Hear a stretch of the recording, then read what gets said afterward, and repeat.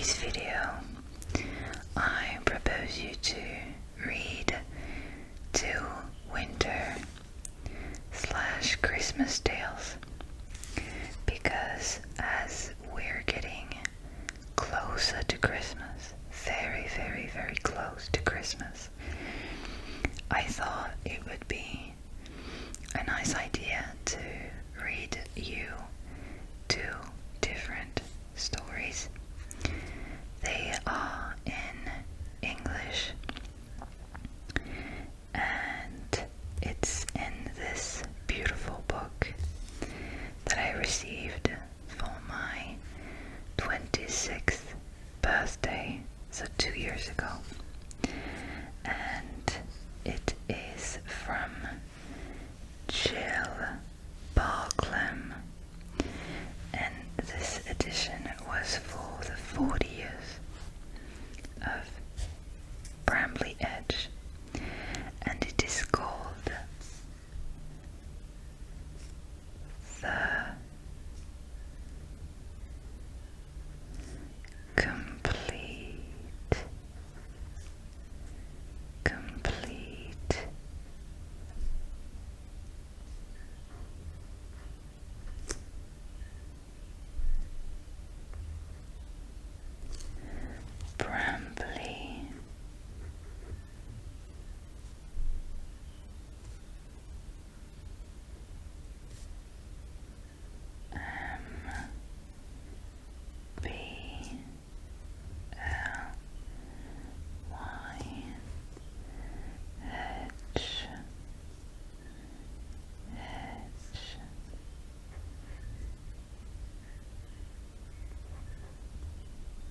Brambly Hedge, and this edition is just stunning. Well, there is a kind of plastic cover,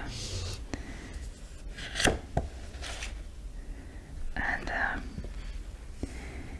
when I read it, I just take off this plastic cover so that I don't damage it any further. And on the back it's written, "Over the stream and across the field is the world of Brambly Hedge. ... And on this cover there are 1, 2, 3, and 4 mice." So today I wanted to read 2 different tales, but before we start, let's trace and gently tap on the book cover.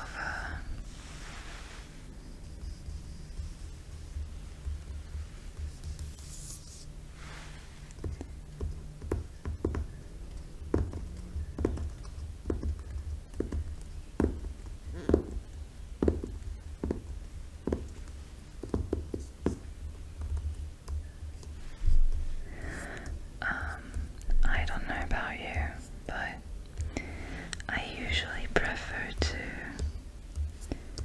gently tap, gently touch, but gently and slowly.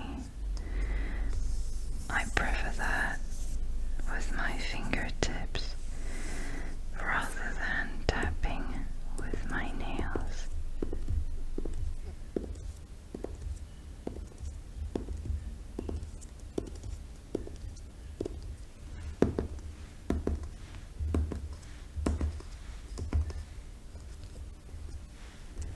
I don't know if I'm good with my fingernails.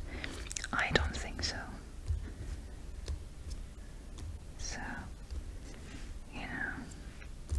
let's move on to the first tale. And I put a bookmark, and it's Winter Story.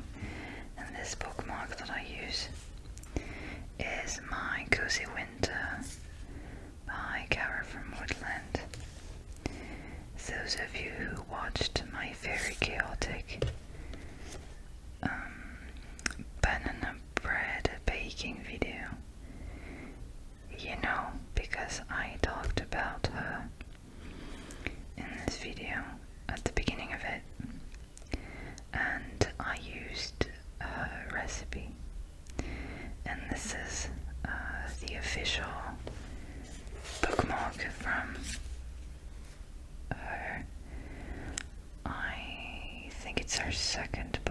that she made about the cozy seasons. She did autumn first and then winter.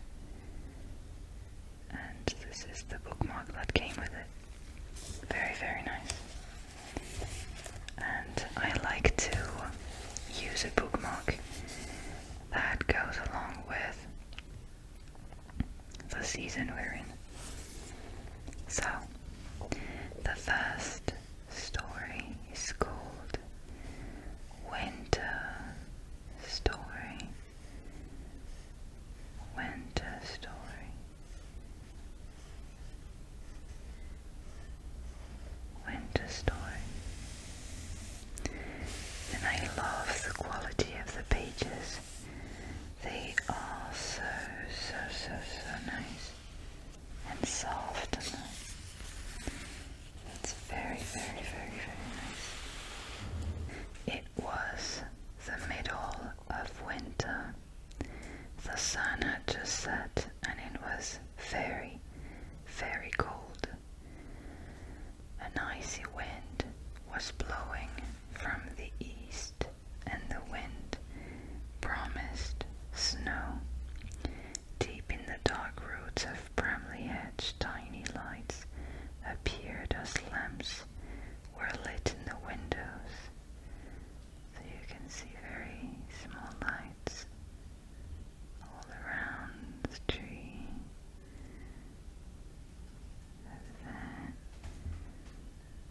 I love stories like that, with animals, tree houses.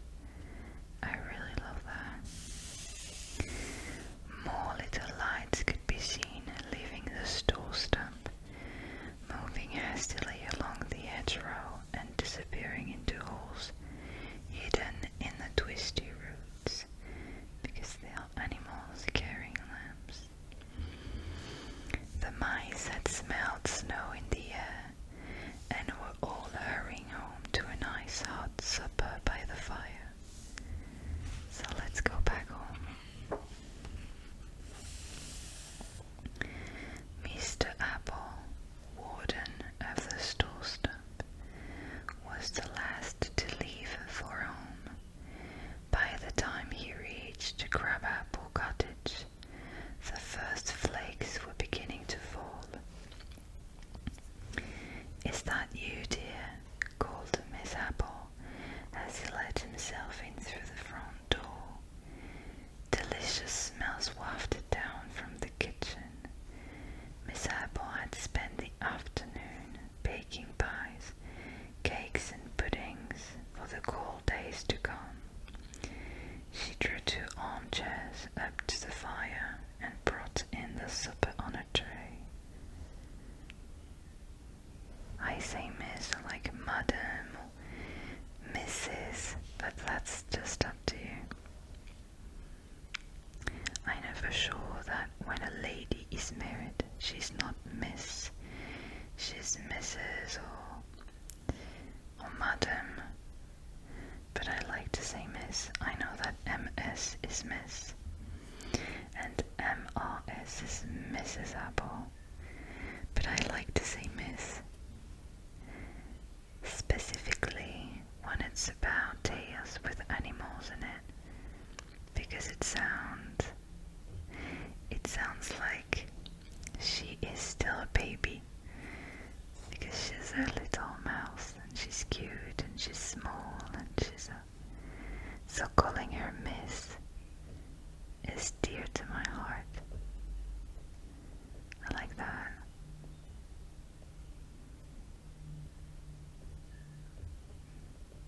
Mrs. Apple, Miss Apple.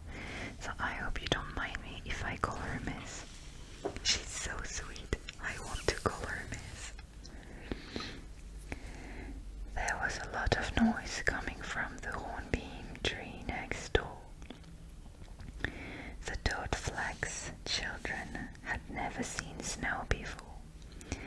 "It's snowing, it really is snowing," squeaked the 2 boys, Wilfred and Diesel.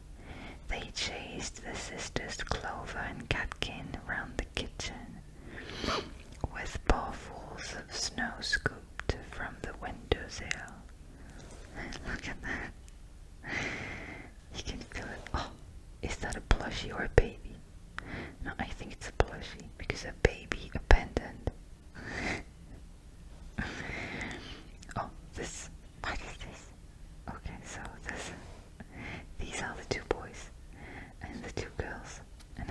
It's the mother and the father. And what I love in these children's books is all the drawings with like jam pots, and it's so sweet. It's really nice. It's like I saw a trend on, I think, well, it was on Instagram. I only go on Instagram. And it was like a picture, well, different pictures taken from children's books like this one. And the little sentence under the picture was saying, "This is how I imagined animals were sleeping in my childhood." And this is so cute. Well, actually, we don't see mice in their little houses. So why can't mice live like this family as well? I don't see any point. So why not? In my opinion, we have to keep in mind that animals will always be pure souls and beautiful souls. So why not living like this, out of human sight? Supper time, called Miss. Miss Toadflax firmly, ladling hot chestnut soup into 4 small bowls. I know I should say Mrs. That's not correct. This is the treehouse with the different beds. Well, this is the inside of the treehouse, with the different stairs and rooms, and this is the parents' bedroom, bathroom maybe. Look at that, it is so nice. And I love going for a walk in nature. I wanted to find the perfect expression, but that's going for a walk in nature. And sometimes I imagine that animals are living like this, in the trees, inside the trees, and I don't see them. After supper, the children were sent off to bed, but they were far too excited to sleep. As soon as the grown-ups were safely occupied downstairs, they climbed out of their bunk beds to watch the snowflakes falling past the window. "Tobogganing tomorrow," said Wilfred. "Snow pancakes for tea," said Clover. "We'll make a snow mouse," said Catkin. "And I'll knock it down," said Diesel, pushing the girls off their chair. Tobogganing. I don't know. I am not English. I am French. I'm a baguette. Next morning, the mice along the hedgerow walked to find their windows half blocked by snow. Mrs. Apple had to stand on tiptoes on the kitchen table to see out. And what a sight met her eyes! The fields were covered with a thick white blanket of snow, and all the path and plants had disappeared beneath it. I wish it was still like that nowadays. I'll stop commenting.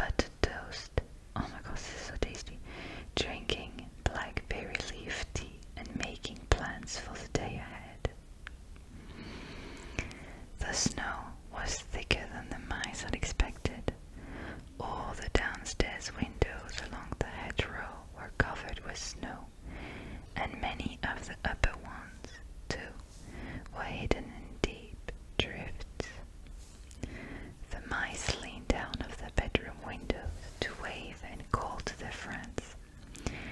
"Enough for Snowball, wouldn't you say?" called Mr. Toad Fox to Mrs. Apple. "A snowball," echoed the little mice gleefully.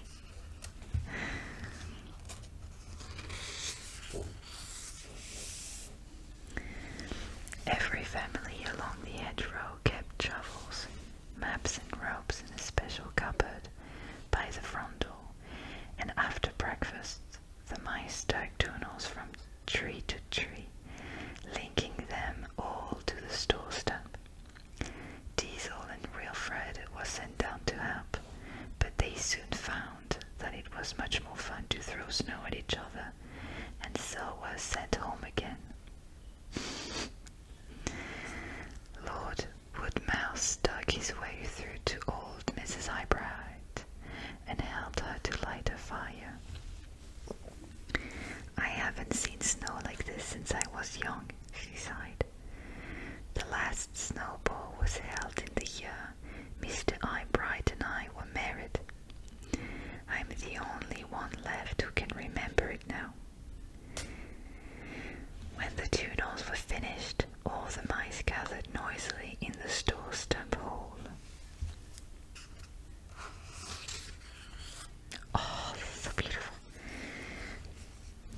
Mrs. Apple took some seed cake from the cupboard and prepared a jug of acorn, maybe coffee. The mice helped themselves and gathered round Mr. Apple, who held up a ball for silence. "Lord Woodmouse and I have agreed," he said when they were quiet, "that we should follow in the tradition of our forefathers."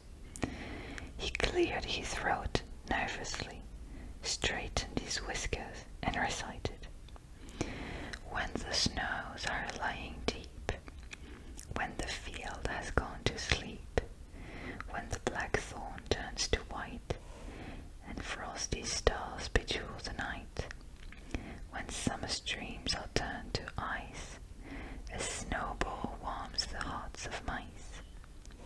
Friends, I declare that a snowball will take place at dusk tonight in the ice hall. In the ice hall, just like in Harry Potter." "Where is that?" whispered Clover as the mice clapped and cheered. "Wait and see," replied Mrs. Apple.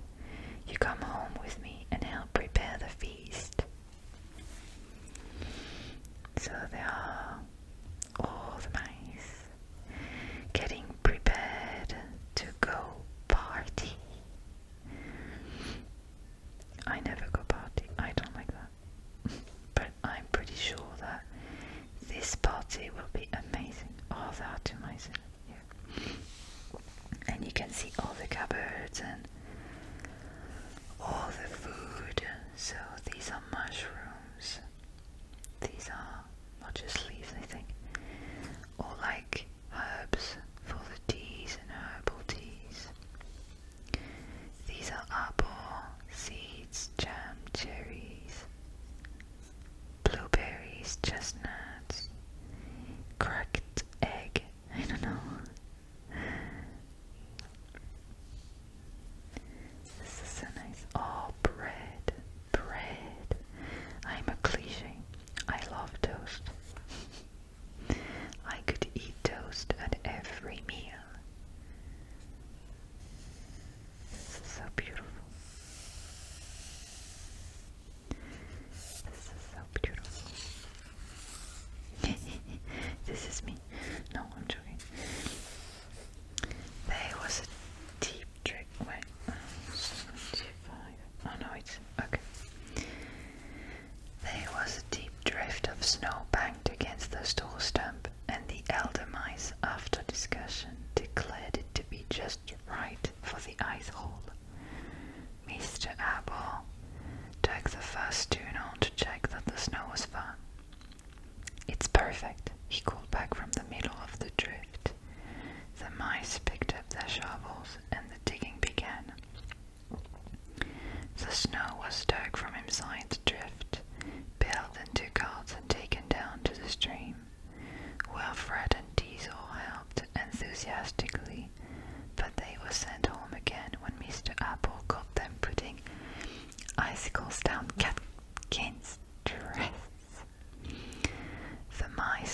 drift was carefully hollowed out. The middle. What did I say? Okay, whatever. Let's start again. The middle of the drift was carefully hollowed out. Mr. Apple inspected the roof very thoroughly to make sure that it was safe. Safe as the store stump, he declared. No, let's not do it this way. Okay. Look at that. I'm dreaming of such a kitchen. All the kitchens along Brambly Hedge were warm and busy. Hot soups, punches and puddings bubbled, and in the ovens pies browned and sizzled. Clover and Catkin helped Mrs. Apple string crab apples to roast over the fire. If you hear a sand-ish kind of sound, it's my cats. They just went to the toilet and they made noise in their litter box. The boys had to sit and watch because they ate too many. I would do the same. It's not that I mind, dears, but we must have some left for the punch. Look at this kitchen. I like when I'm reading such a tale, children's tale, I like to take some time to just enjoy and admire the drawings. I'm checking if this is still recording.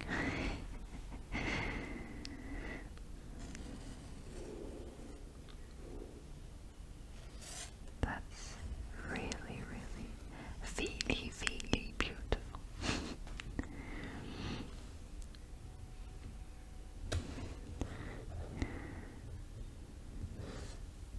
And all of the kitchen towels and so many little details. I love that. And as a puzzle, it would be just amazing.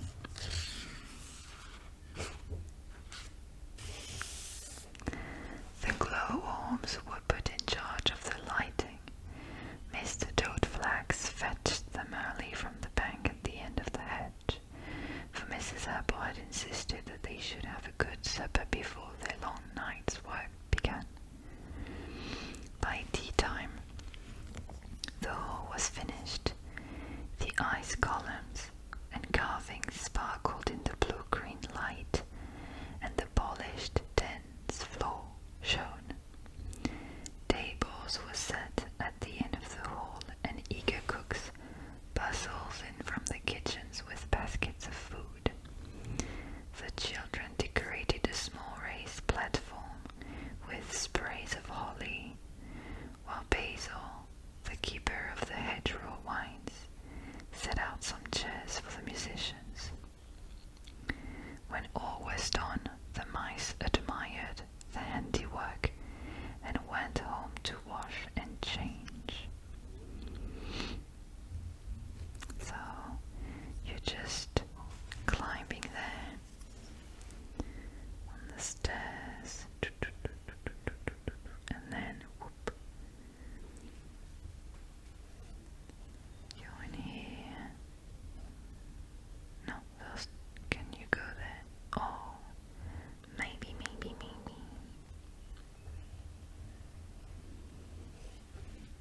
And they are here on the platform they made, and there are sparkles all around the ice columns. No, it's not a sparkle.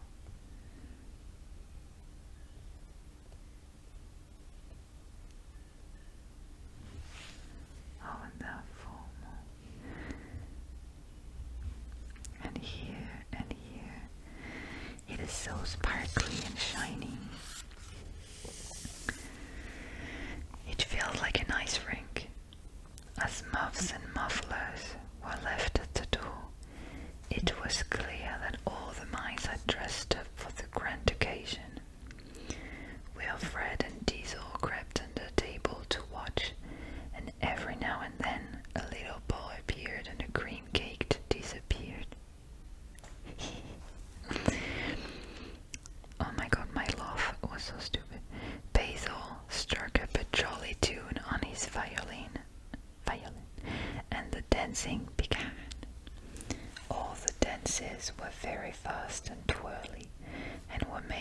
faster by the slippery ice floor.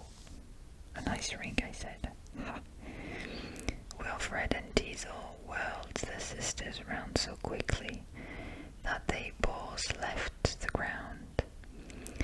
I don't feel very well, said Clover, looking rather green.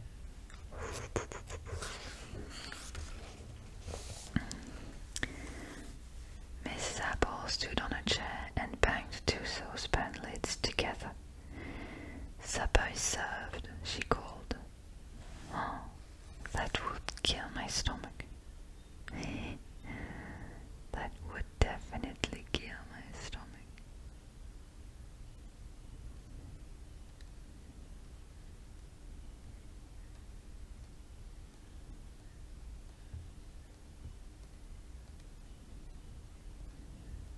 I love to do that.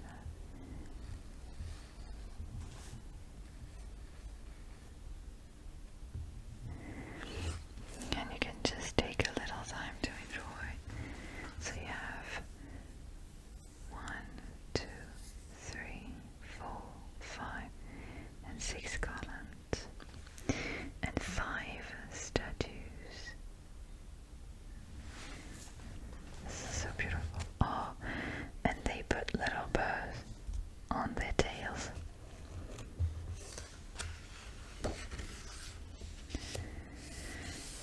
The eating and drinking and dancing carried on late into the night. At midnight, all the hedgerow children were taken home to bed with little flowers. As soon as they were safely tucked up, their parents returned to the ball. Basil made some hot blackberry punch, and the dancing got faster and faster. Everybody got sick. What a nice way. The snowball went on until dawn. The musicians were tired. The ice columns began to drip. The sleepy mice could dance no more. They wandered home through the snow tunnels, or tunnels, maybe I'm saying it wrong, climbed the stairs and crept into their warm beds. Outside the window, the snow had started to fall again, but every mouse in Brambly Hedge was fast asleep. I hate that, when my feet are like not under the blanket. First of all, I'm cold. Second, I would be scared that a monster catch my feet. And the second story I wanted to read is The Secret Staircase. I will trace the letters for you.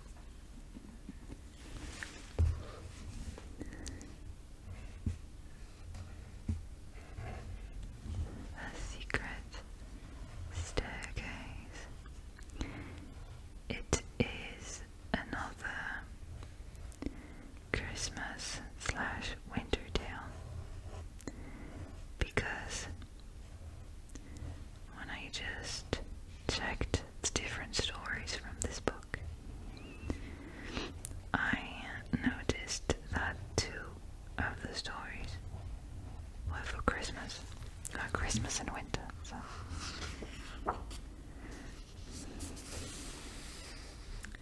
it was a frosty morning. The air was crisp and cold, and everything sparkled in the winter sunshine. The little mice hurrying along the path turned up their collars and blew on their paws in an effort to keep warm. Merry midwinter, panted Dusty Dogwood, scurrying past Mr. Apple and the Toadflax children with a huge covered basket. So this is Dusty Dogwood. Mr. Apple and the children were busy too, dragging great sprays of holly and trails of ivy and mistletoe towards the old oak palace.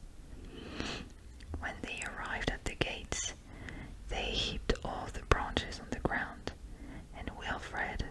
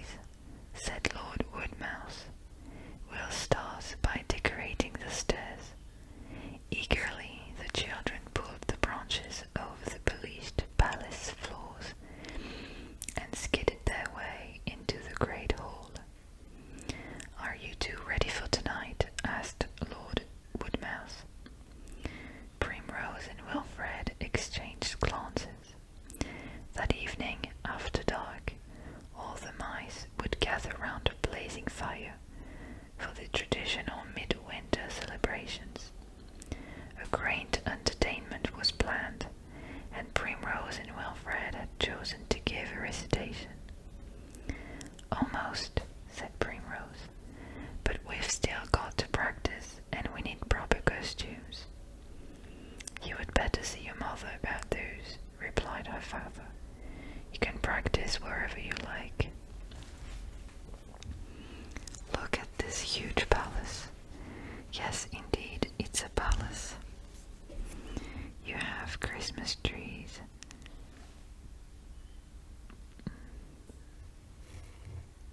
Fireplace with an armchair in front of it, and you have stairs. Little mice here too.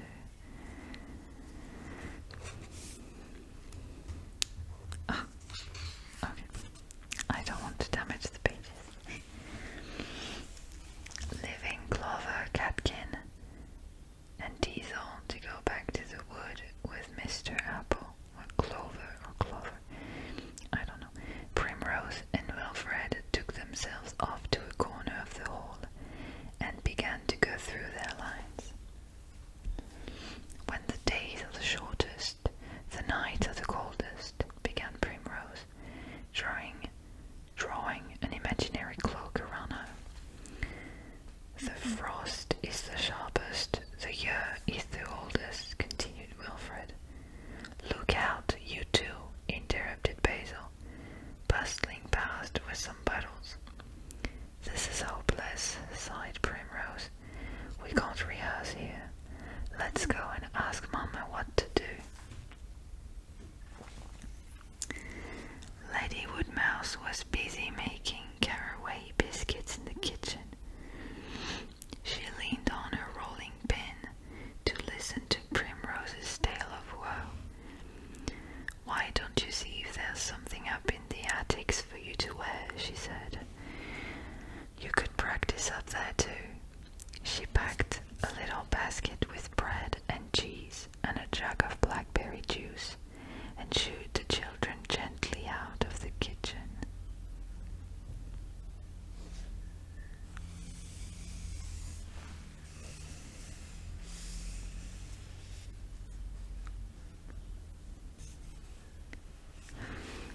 I'm taking a few minutes to appreciate the drawings.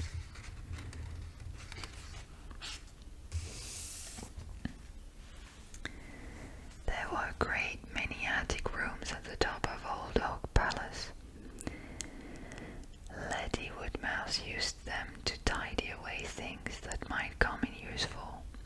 Babies' blankets and rolls of lace, boxes of buttons, stacks of books. Where are the books? I want to see the book. Oh, okay. Books. Broken toys, patchwork quilts, pudding cloth, and old saucepans were all crammed together, higgledy-piggledy on the shelves. Is this a ghost? No, I'm joking. But it is, I think it's a painting of an ancestor or something. Maybe it's just a painting of their mom, but maybe it's also a painting of their ancestor. Even if they say that it's higgledy-piggledy, I still find that when you're looking for something you can find it. I don't know, maybe not. Primrose and Wilfred went from room to room looking for a suitable spot for their rehearsal. They ended up in a crowded storeroom at the end of a passage, but it was difficult to concentrate on practicing. There were so many things to look at. Yes, indeed. Standing on tiptoe, Primrose, no, this is not Primrose, reached inside the drawer of an old wooden dresser. In it, she found some bundles of letters tied up in pink ribbon, but she couldn't read the writing, and as it's rude to read other people's letters, she put them back. As she did so, she caught sight of a small key, which had slipped down at the side of the drawer. Where's this key? I don't know if the key is on this drawing. A key. Oh my gosh, I would use it, definitely.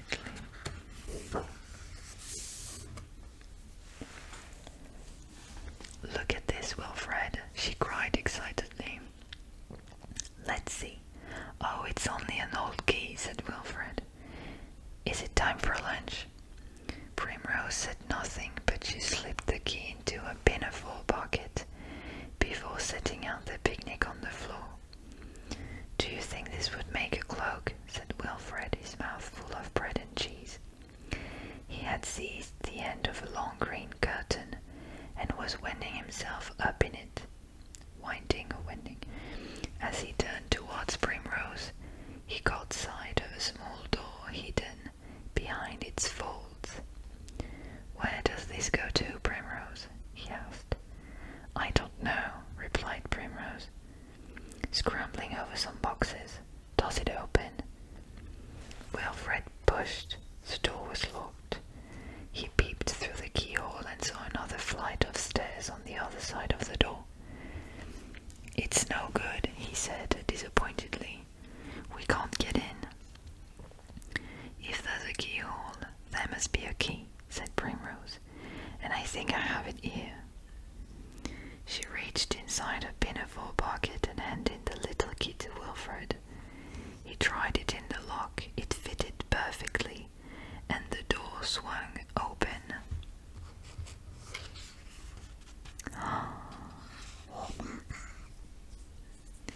They found themselves in a dark panelled hall at the foot of a long winding staircase. The stair carpet must once have been beautiful, but now it was tattered and covered with dust. So they were here, I think, with a green curtain. "No one can have been up here for years and years," whispered Primrose. "Shall we see what's at the top?" Wilfred nodded, so up the stairs they went, round and round. Primrose kept close behind Wilfred. She couldn't help feeling a little nervous. Suddenly, the stairs came to an abrupt end. They were standing in yet another hall, and there ahead was yet another door, but this time it was huge and richly carved. They went up to it, and Wilfred gave it a push. As the door opened, the children stared about them in amazement. So they went round and round and round. Now here. Round and a huge door. And you can see all the other rooms of the house. This is really, really nice. Oh, guys, I'm falling asleep while telling you this story. They were standing in the most magnificent room. What is it doing? Did I do this noise or was it my cat? Sometimes I don't know. So in the most magnificent room, there were columns and carvings and dark tapestries and paintings on the walls. In front of them, two golden chairs stood on a little platform. Everything in the room was covered in dust, and the air smelled musty and strange. "Where are we?" asked Wilfred. "I don't know," whispered Primrose. "I have never been here before." They tiptoed across the floor, leaving footprints as they went. Maybe your ancestors lived here in the olden days, Primrose," said Wilfred, gazing at an imposing portrait. "Let's clean it all up and have it as our house," said Primrose. "We could keep it secret and come up here to play."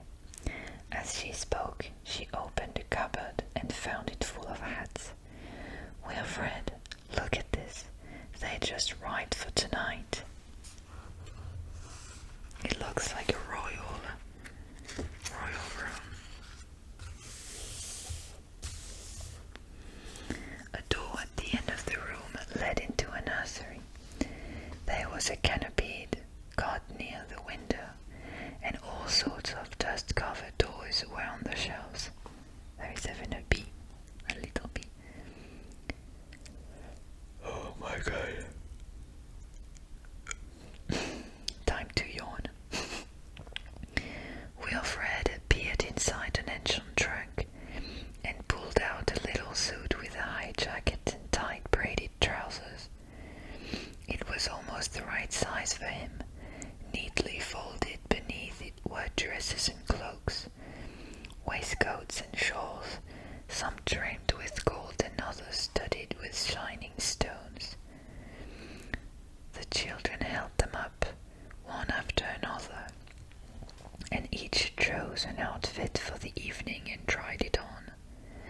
Perfect, and now we must practice. Let's finish exploring first, said Wilfred. I think he's right, that little dude is right. They seemed to be in a whole suite of rooms. Wrong part of the stick. There was a dining room, a butler's pantry, a small kitchen and several other bedrooms. The bathroom was particularly grand with a tiled floor, and high windows. Wilfred rubbed a mirror clean and made faces at himself, whilst Primrose leaned over the side of the bath to try the taps. No water came out. When the days are the shortest, the nights are the coldest, she recited. Her voice sounded loud and echoey. Wilfred joined in, and they went through their lines again and again, until they were word perfect. Outside, the red sun was sinking low in the frosty air. What was he doing? And the bathroom was filled with shadows. It's getting late, said Primrose. If we don't hurry, we'll miss the log. They picked up their clothes and scampered over the dusty floors to the door. Oh my gosh, I love this. Down the stairs they ran, round and round, down and down, till they found themselves back in the storeroom. They locked the door with a little key and replaced it in the drawer. Also, they were here. No, where were they? Yeah, I think they were here. And they went up until there.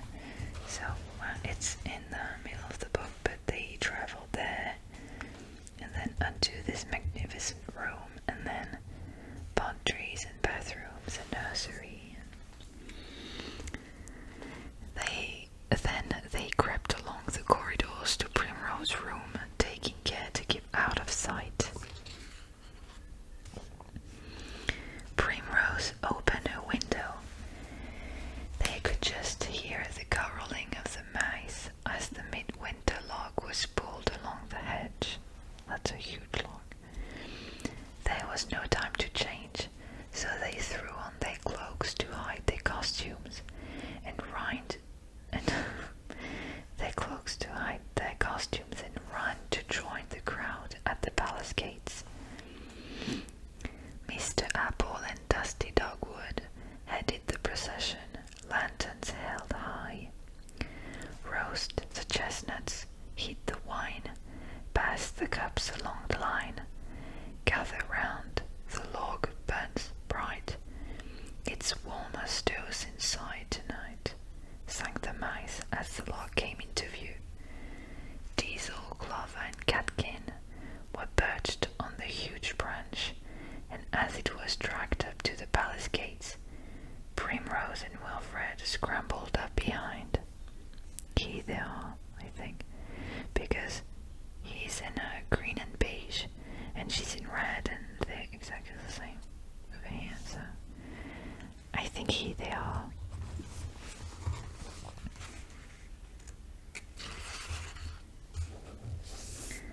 The mice pulled the log carefully over the threshold, and Basil threw some bramble wine onto the bog.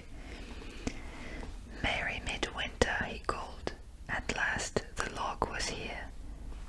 Huge log, burning,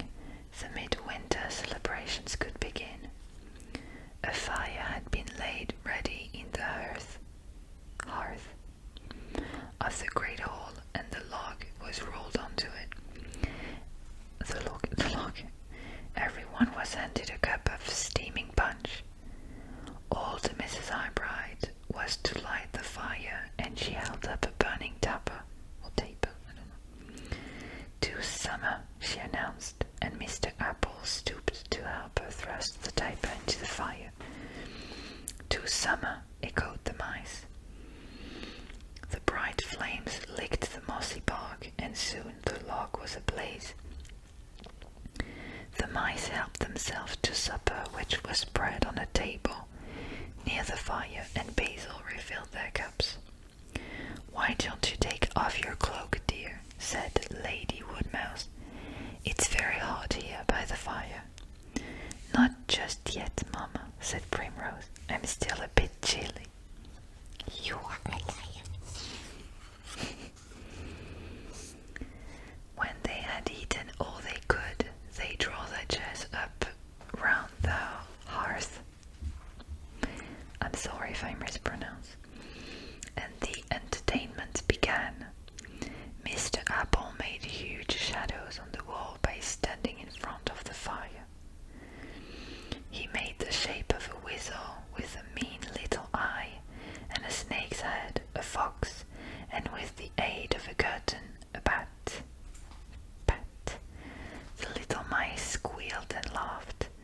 Next, Basil played a jig on his fiddle, and Dusty did some conjuring tricks. Then they tried to pass the crabapple right round the circle, holding it under their chins, and after that Lord Woodmouse told stirring tales of olden times. Primrose and Wilfred nudged each other. Everyone did a turn until at last Lord Woodmouse said, "And now, Primrose, what have you got for us?" The children jumped and took their places in front of the fire. Drawing their cloaks closely round them, they began. Mid-winter, when the days are the shortest, the nights are the coldest, the frost is the sharpest, the year is the oldest, the sun is the weakest, the wind is the hardest. For superlative, this is amazing. The snow is the deepest, the skies are the darkest. Then polish your whiskers and tidy your nest, and dress in your richest and finest and best. Ta-da! For winter has brought you the worst it can bring, and now it will give you the promise of spring. I love autumn and winter, so spring and summer. No. Primrose and Wilfred threw off their cloaks and donned their hats with a flourish. The audience gasped to see the beautiful clothes, which sparkled in the firelight, and then clapped and cheered louder than ever. The applause went on for so long that Lord Woodmouse had to ask them to do it all over again. Oh, look at all these decorations. This is so beautiful. Oh, so many food.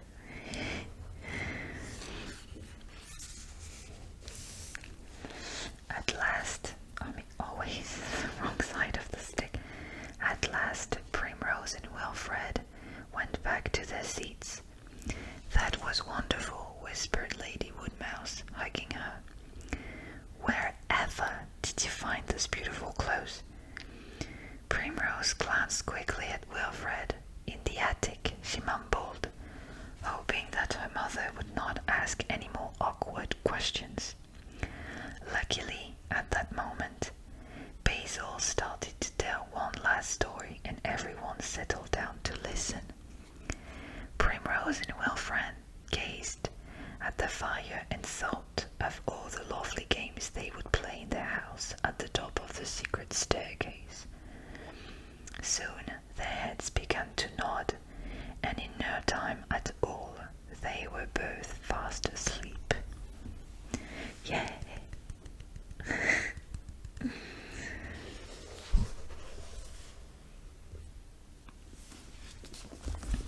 So, I hope you like this video of me reading and telling jokes, as always, in my whispering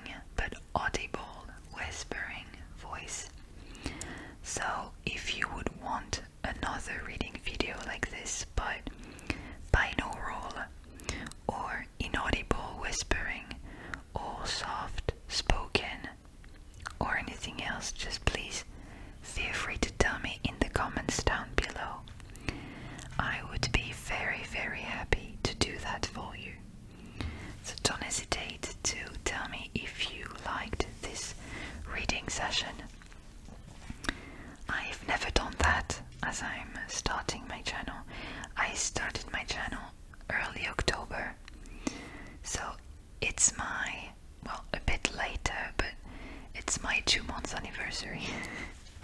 So I hope you liked this video.